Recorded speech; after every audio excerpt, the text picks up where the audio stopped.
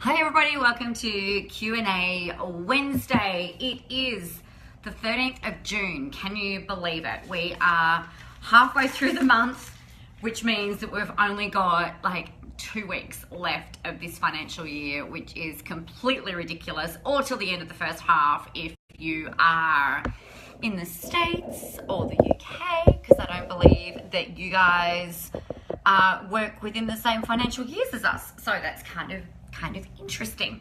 So the thing that we do on Q&A Wednesday is I make sure that all of your questions that have been asked of me over the last week specifically get answered, as well as other questions that have come up through perhaps other videos that I've done or blogs, emails, that type of stuff. So the first one that good morning, Helen. Lovely to have you here this morning. I can see somebody else has joined us live. Morning! I can't see your name, which is more than just a little bit irritating, just quietly. So one of the big things that I get asked a lot about is how to, in terms of like with funnels and things like that, what it is that you guys should give away for free in order to get people into your funnel. And one of the things that I've been a little bit ranty about actually over this last week is webinars. Good morning, Tamara. Oh no, don't play that down. It's not just you again, it's you. You're a rock star. So like, why webinars? And I think that's really, to me, that has been the most successful, consistently successful tactic. Good morning, Susie. The most successful tactic that I've personally used over the last, 7 years since I've been actively marketing and doing ads and stuff like that. It is still hands down the most profitable, the most scalable, and also the most influential way that you can have a conversation with people on kind of like a one-to-many basis. So, and this is like, so Susie, I know you are, if you're still doing it, you're oh my gosh, I was going to say you're a midwife. I don't know if you are a midwife. I might have completely made that up actually. I know you work with babies, like, let's say that. So you might have, for example, a way of being able to use your skills, talents, your knowledge. I know you've been doing this for a long time. I know you work for council. I think you still work for council, like things like that. You might have a whole bunch of knowledge that you've got that you just want to share out into the world with these mothers that you talk to and upcoming mothers and things like that. So expectant mothers was the word I was looking for. Morning, Kathy. And maternal and child health. That was the word I was thinking of. Also, the phrase. Excellent, brilliant. So you might have a whole bunch of knowledge that you want to share, like a whole bunch of goodwill based on your experience. You've been doing this for a really long time, and you might decide that you want to do a whole bunch of education for mums, okay? So a webinar is a really great way of you being able to communicate with anybody that is not just based in your local area, in the patch that you are locally and things like that, or the zoning that you have to work within. So I know, Helen, you've got the yoga studio and you do coaching and things like that. Again, webinars, one-to-many. I know that your solutions aren't just for people who are in WA. So the reason that you would run a webinar would be to get your message out there in a big way, and in a way that is one-to-many. It's got to be structured in the right kind of way though, right? Because otherwise it just ends up just being education, and that's great, where I know that you guys need to make money. You want to make money. And there's also a really interesting, energetic thing that happens when there is an exchange of money for service. Okay, so rather than you just always putting free stuff out there, because which is great, but we also, in order for you to be able to look after what's going on underneath your financial roof, you need to be able to make money. So it creates a lot of goodwill. It also helps people with a very clear step process, I suppose, as to how they can get more help from you. So that's why webinars. Essentially, it's a sales call where you are speaking to lots of people so that you don't have to talk with every single person individually who expresses an interest in learning what it is that you have to talk about and what it is that you have to share. So that's why webinars. Now, the other thing that I would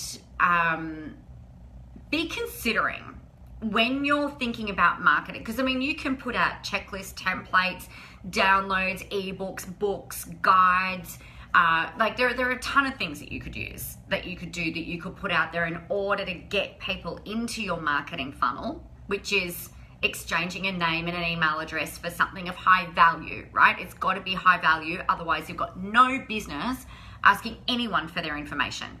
That's just the bottom line of that. That's not negotiable.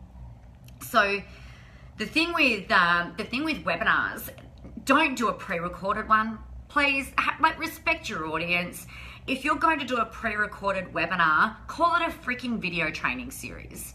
All right, give them the respect, and you know, just be upfront with them. If you're doing a pre-recorded webinar, tell them it's pre-recorded. If you're doing a pre-recorded webinar, maybe just put it into a 3-part video training series, record 3 of them and put that out. Don't call it a live webinar if it is not. Now, why would you want to run it live? 2 reasons. Number 1, it gives you the chance to communicate and engage, right? So let's play along for a second. If this was a webinar, I'd be saying, hey, Kathy, Susie, great to have you on. Kathy, who else have we got? Tamara, Helen.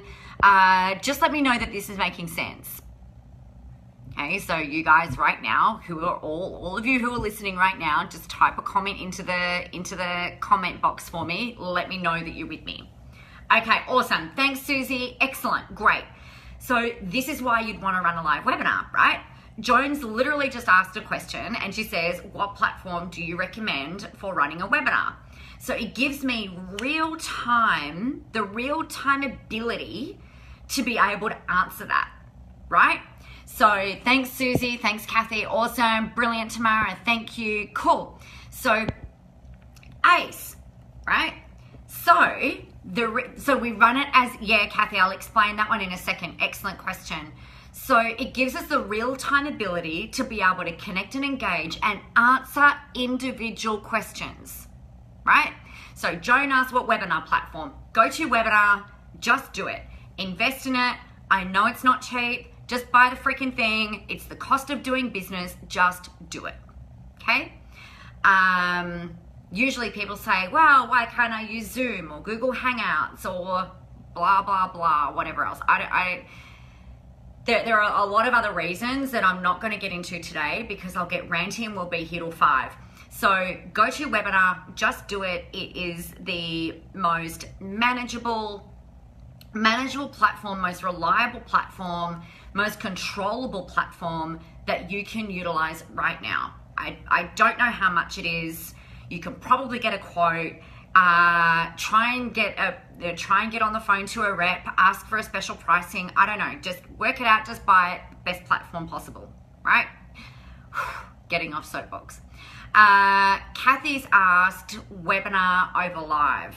Okay, I would do both, all right? So the big reason that you want to do a webinar is because you can collect a name and an email address in order to get access so that your people can get access to that training.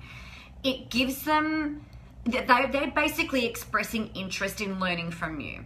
All right, now I know that we do that on a live as well, but the reason that we want to get them to give us their email address is so that we have another way of communicating with them outside of a social media platform. Because what if they decide to take a Facebook hiatus and they miss the next offer that you put out there, or your book that you're promoting, or your course that you're promoting, or a workshop or whatever, right?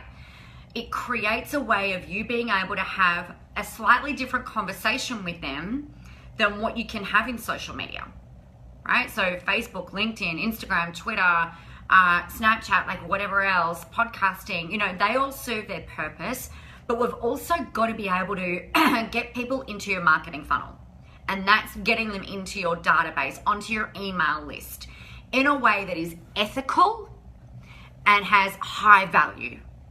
All right, so it's got to be of high value, otherwise you're just another asshole internet marketer who is using slimy, sleazy tactics in order to get people onto your list, and that's just not okay.com. So, why you would run a webinar over a live? Webinar is training, right? Webinar is education, not different, like that a live is education and training to a point, but there's like, this is all very much, this is just me doing what it is that I do because I love to do it. The webinars are a little bit more structured, right? So we could still run a webinar on a live, but how am I going to be able to communicate with people once the live's over? You know, I don't have the ability to go and email everybody after we've done the live. I don't invest in software that has me being able to share my screen on these lives, right? Because my opinion is like these lives that I do are more designed for short, sharp, value-packed, bite-sized chunks, right? Whereas a webinar is a lot more. It's like, why would you run a whole day workshop versus a 30-minute keynote? You know, they serve different purposes. Awesome. Glad you got that, Kathy. I get excited about this stuff and could talk about it for, you know, days on end. So that's been a really huge question. Why a webinar? Why not a live? Or why would I do both? And what purpose does it serve? So that's that. What else? What other questions have I had this week?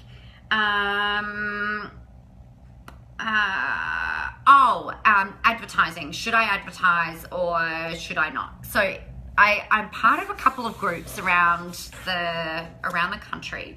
I try and limit the number of groups that I go into because they drive me spare. I'll talk about groups in a second as well, because I think that's another interesting point that we can talk about today just briefly. So one of the big things has been just around, do I pay for advertising? What should I be paying for? So one of the groups that I'm in, this girl was saying that this lady was saying that she'd started advertising to try and get more likes on her page, that she'd put something out.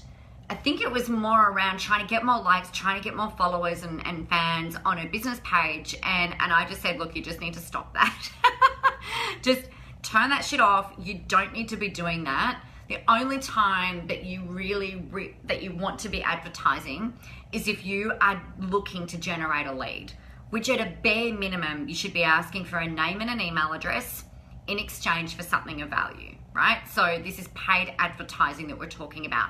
So you might be putting people into a webinar.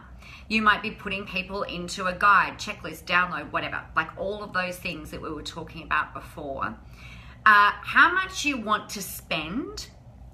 Well, that's another question I had last week. Like, what budget should I be looking at?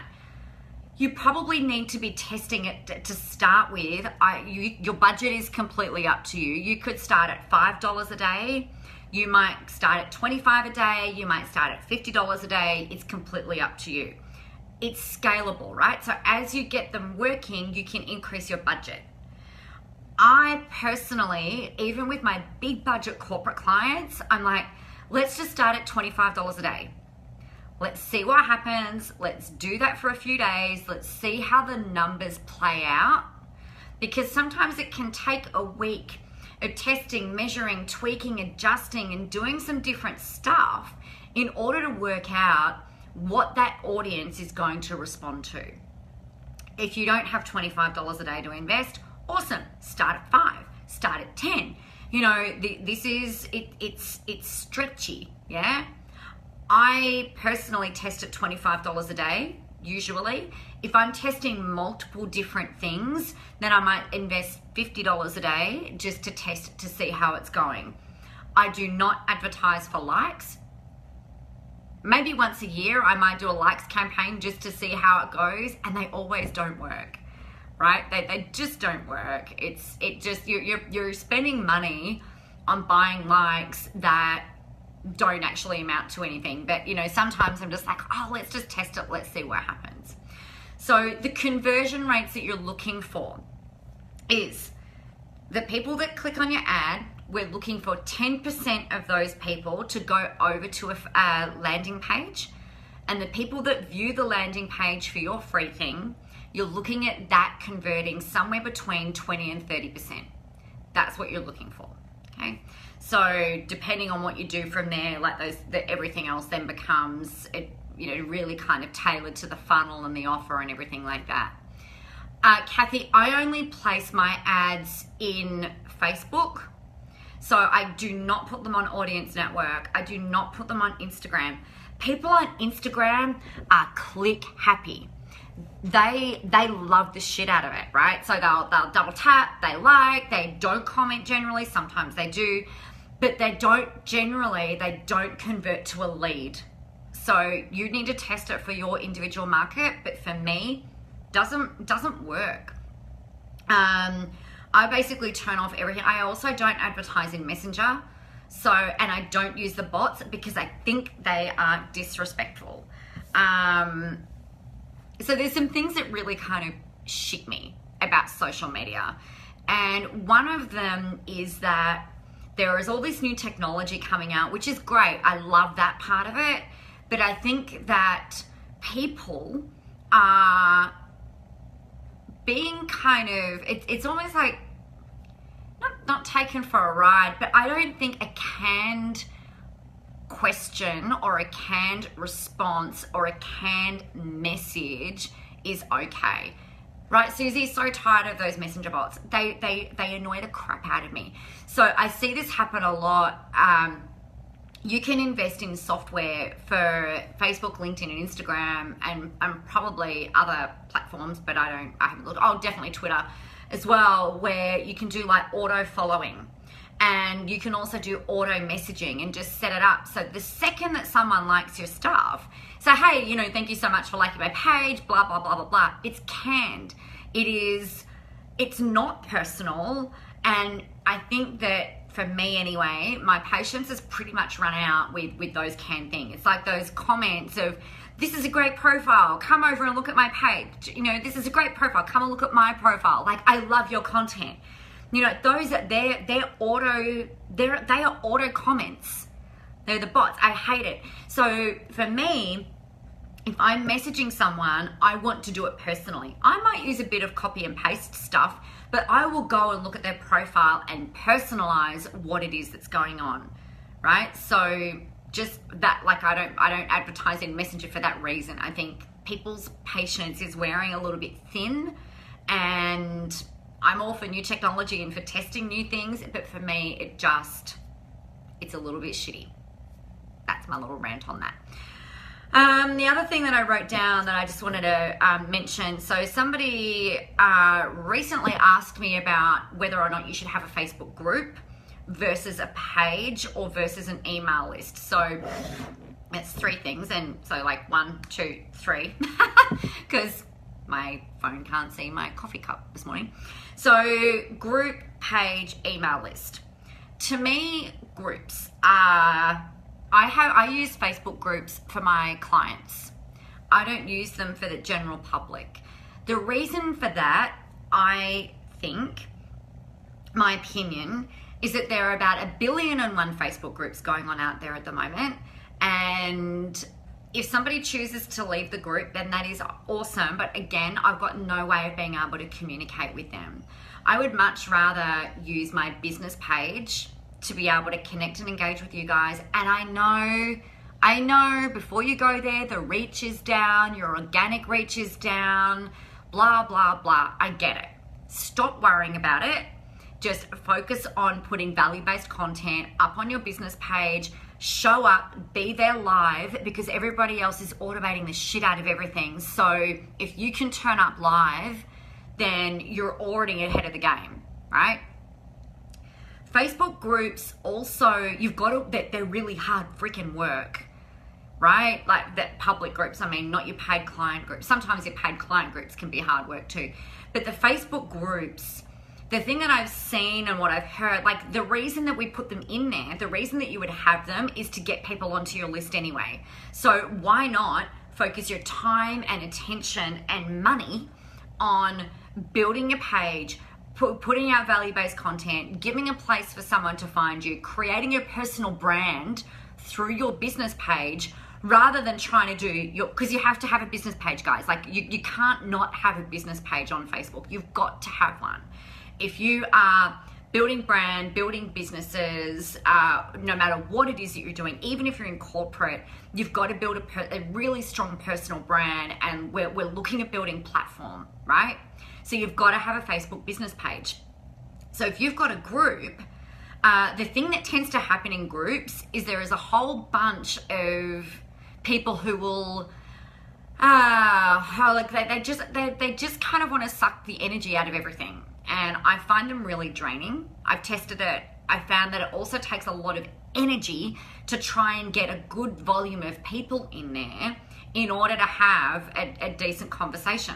So I just find that, I find them really hard to deal with, really hard to manage. So I'm all about keeping things as simple as humanly possible and as profitable as possible, both for your time and your money. So Facebook business page, the way to go. And the stuff that you would put up in a group, put it up on your page anyway, right? And then use that to get people onto your email list. Use these platforms that we've got as ways of being able to build conversation and build connection. You don't need a group for that.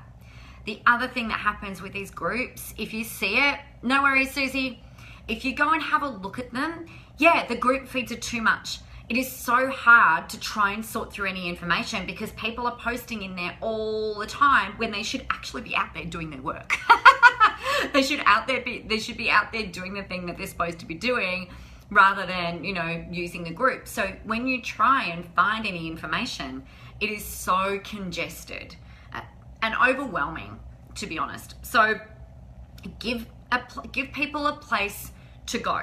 That's why the groups are good. But give people a place to go. That's your business page. You've got more control over the conversation. You can drive engagement still, and you can still use them as the place to be able to grow your email list from there. So, ranty on a Wednesday morning. And there I was thinking that like 3 questions weren't going to be enough to talk about. But apparently it was. So have a really awesome and amazing Wednesday. If you have got questions for me, please leave them in. Let me start that again. If you've got questions, post them in.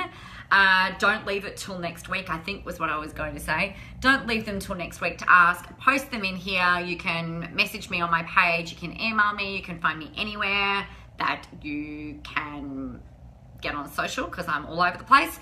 Have a really great day. Tomorrow we have got How To Thursday.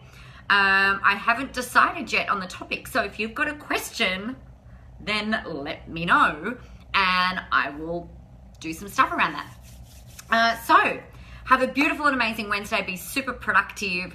Go be awesome. Stretch yourself in some way today. All right. Have a great day. I'll talk to you tomorrow. Bye. Thanks, Joan. See ya.